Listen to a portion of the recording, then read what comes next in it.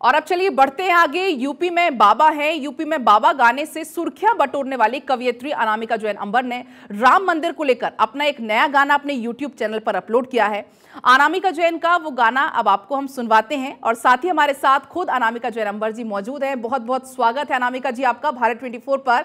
और आपके गाने जो हर किसी को बहुत पसंद आते हैं और खासकर अब जो आपने गाना अपलोड किया है, सबसे पहले दर्शकों को आप वो सुना दीजिए। मैं बहुत खुश भी हूँ। उस गाने को जब मैं लाई थी तब मुझे लग रहा था कि यही होना भी चाहिए। तो आपने कहा है तो मैं सुना देती हूँ। तय कर लो अब सत्य सनातन की छाया हो शासन पर। तय कर लो अब सत्य सनातन की छाया हो शासन पर। राम भक्त ही राज करेगा दिल्ली के सिंहासन पर। राम भक्त ही राज करेगा दिल्ली के सिंहासन पर।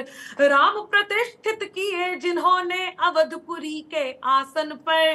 राम प्रतिष्ठित किए जिन्होंने अवधपुरी के आसन पर। राम भक्त ही राज करेगा दिल्ली के सिंहासन पर। राम भक्त ही राज करेगा दिल्ली के सिंहासन पर। जय श्री राम जय श्री राम जय श्री राम जय श्री राम जय श्री राम जय श्री राम जय श्री राम जय श्री राम। बहुत खूब अनामिका जी आपका ये गाना, और बहुत बहुत आपको शुभकामनाएं भी, चूंकि आपने ये जो गाना अपलोड किया है बहुत इसको प्यार मिल रहा है। आपके तो हर एक गाने को बहुत प्यार मिलता है और खासकर अब ऐसे समय में आपने ये गाना अपलोड किया है जहां हर तरफ सिर्फ और सिर्फ राममय माहौल बना हुआ है, हर कोई राम की भक्ति में लीन है। पीएम मोदी भी इस बात को बार बार मंचों से कहते हुए नजर आ रहे हैं कि 22 तारीख का दिन आप एक उत्सव के रूप में मनाइए, आप एक दीपावली के तौर पर मनाइए। जी बिल्कुल। और ये तो तय है कि पलक जी, ये जो सनातन है उसे कोई नहीं मिटा सकता है। सनातन सत्य है और यही कारण है कि सनातन की छाया अब पूरे देश पे होनी चाहिए। जिन लोगों के मन में थोड़ा भी संदेह है वो भी इस संदेह को दूर कर दें। भगवान श्री राम जिन्होंने 500 केवल 14 वर्ष का वनवास था और 500 वर्षों में बदल गया, और जिन लोगों को लग रहा है कि ये कोई चमत्कार से कम है तो वो इस चमत्कार को देखेंगे भी, जानेंगे भी, क्योंकि परम सत्ता से संचालित ये शासन मिट नहीं सकता। अमरता दे मनुजता को वो दर्शन मिट नहीं सकता। न जाने मिट गए कितने मिटाने का लिए सपना। न जाने मिट गए कितने मिटाने का लिए सपना। अमर है जो युगों से वो सनातन मिट नहीं सकता। अमर है जो युगों से वो सनातन मिट नहीं सकता। और अब तो ये दिवाली का उत्सव है। 22 तारीख को पूरा देश दीपावली मनाएगा और मैं भी बहुत और मुझे लग रहा है अनामिका जी हर कोई भी ऐसा नहीं होगा जो उस दिन का वेट ना कर रहा हो। 22 तारीख का हर कोई इंतजार कर रहा है। और आपका जो गाना तो खुद अनुराग ठाकुर ने शेयर किया है, पीएम मोदी को उसमें टैग किया है। और अगर आप कुछ और भगवान राम के लिए, अपने आराध्य के लिए कुछ गुनगुनाना चाहें तो मोस्ट वेलकम आपका। देखिए, अभी अभी जैसे आपने ही कहा है कि हर कोई उनके स्वागत में लगा है, लेकिन कई बार ऐसा भी होता है कि कुछ ऐसा होता है, कई सारी चीजें, दो तरह के की बातें, दो तरह के लोग भी कई बार होते हैं। तो वही क्रूरता जग जाती है, वहीं पे करुणा सोती है। वही क्रूरता जग जाती है, वहीं पे करुणा सोती है। वही उगाती दंभ भावना, वही नम्रता बोती है। अब ये हम पर है कि हमको किस पर शासन करना है।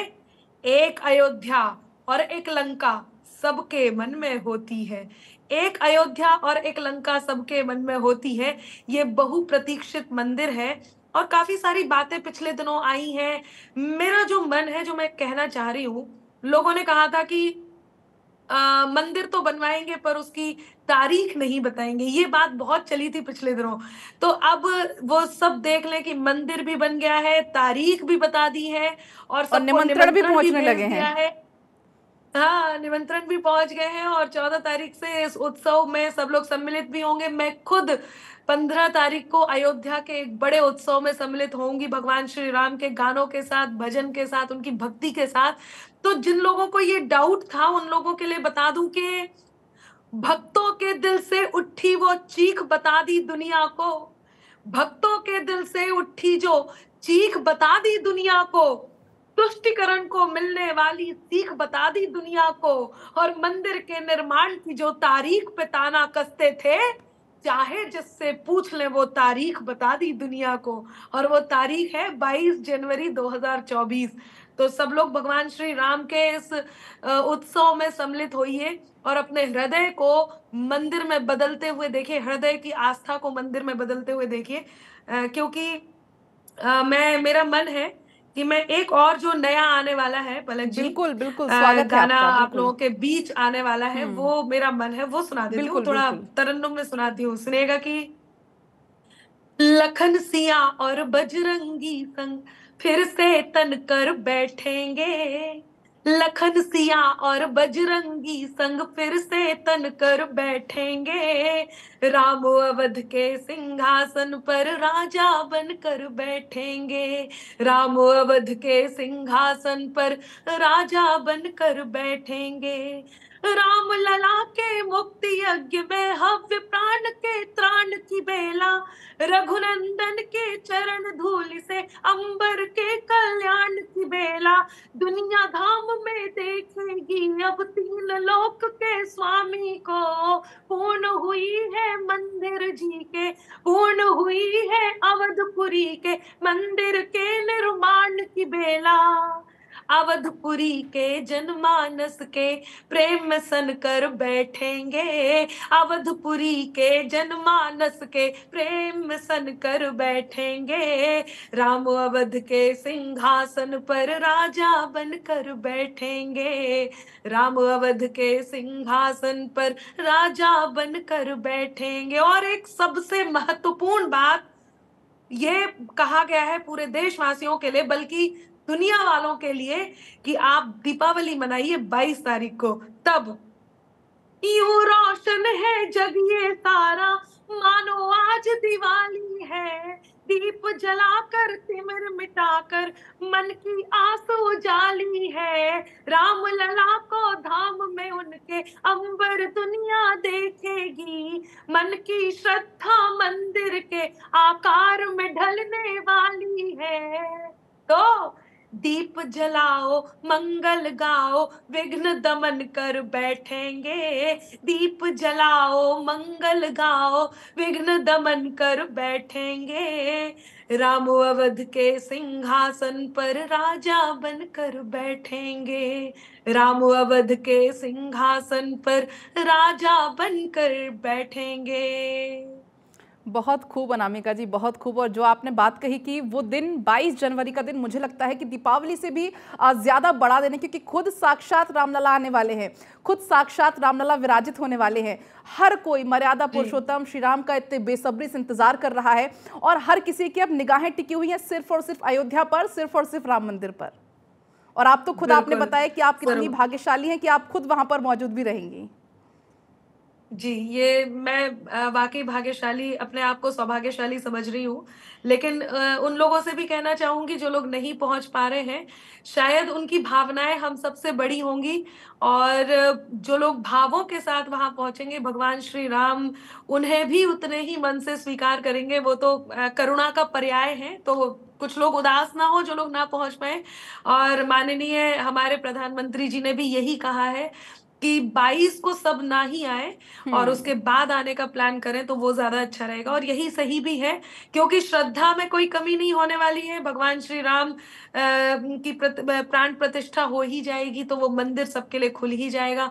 और अभी पिछले दिनों में वहां पे थी, मैंने देखा नए स्टेशन वहां बन गए हैं, नया स्टेशन बन गया है, और अभी 30 तारीख को एयरपोर्ट का भी उद्घाटन हो ही गया है, और पूरी अयोध्या एक रंग में रंगी हुई है। आप लोग तो खैर जाते रहते हैं, देखते रहते हैं।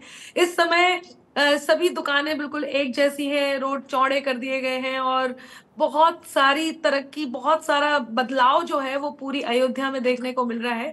क्योंकि श्रद्धालुओं की भीड़ होगी, तो वहां उनकी व्यवस्था की भी बात की गई है। उनके प्रबंध बहुत अच्छे हैं, सुचारू प्रबंध हैं, सुविधाजनक सारी बातें हैं, सब कुछ है। मठ, आश्रम, होटल के साथ साथ सबसे अच्छी बात वहां पर ये लगी है कि कुछ लोगों ने आवेदन दिए हैं कि वो पेइंग गेस्ट के लिए भी, मतलब घर में रोकने के लिए भी लोगों के लिए व्यवस्था कर रहे हैं। तो अयोध्या में सभी तरफ से सब कुछ बहुत अच्छा अच्छा है, बल्कि राम राज्य की स्थापना जैसे लग रहा है। बिल्कुल, और हम सबके, आपके, हमारे, हम सबके सहयोग से ही इतना जो दिव्य, इतना जो भव्य काम होने जा रहा है वो अच्छे से हो सकेगा। इसलिए बार बार अपील भी यही की जा रही है कि अगर आपको जाना है तो आप 22 तारीख के बाद जाने का प्रोग्राम बनाइए, ताकि वहां पर भी चुनौतियां, क्योंकि बहुत ज्यादा है, बहुत भव्य स्तर पर हो रहा है। अभी आपने जिक्र किया कि अभी आप इसके पहले भी वहां पर थी और आप पहले भी गई होंगी, बहुत पहले, तो तब की अयोध्या में और अब की अयोध्या में आप कितना अंतर देखती हैं? देखिए, ये बहुत अच्छी बात आपने कही है। लोग मेरे से कह रहे थे कि मैंने 22 में एक प्रेडिक्शन किया था यूपी में बाबा, तो 22 में वो प्रेडिक्शन सही हुआ। फिर उसके बाद 23 में जब मध्य प्रदेश और आसपास के चुनावों को लेकर के बात चल रही थी, तो उस समय भी मामा मैजिक करत हैं, एक बात मैंने बोली थी, तब भी लोगों को लग रहा था पता नहीं स्थितियां कैसी होंगी, ये बात सही निकलेगी या नहीं। और 24 के लिए भी मैंने ये कर दिया है। तो अयोध्या में पहले सिर्फ अयोध्या ही नहीं, एक बदलाव देश में आया है। अयोध्या में तो बड़ा बदलाव है ही, उत्तर प्रदेश में आया है, और उससे पहले मैं कहती हूँ पूरे देश में एक बदलाव आया है। और वो बदलाव ये है कि खुद की खातिर जीते थे, अब देश पे मरना सीख गए। खुद की खातिर जीते थे, अब देश पे मरना सीख गए। मझधारों में कफन बांधकर लोग उतरना सीख गए। और कल तक जुगनू तक भी हमको धमका देते थे, पर अब कल तक जुगनू तक भी हमको धमका देते थे, पर अब हम सूरज से आंख मिलाकर बातें करना सीख गए। बहुत खूब अनामिका जी, बहुत खूब, बहुत खूब। आपसे बात करके बहुत अच्छा लगा, और साथ ही जो आपका नया गाना है उसके लिए आपको बहुत बहुत शुभकामनाएं। थैंक यू सो मच हमसे बातचीत करने के लिए, जुड़ने के लिए।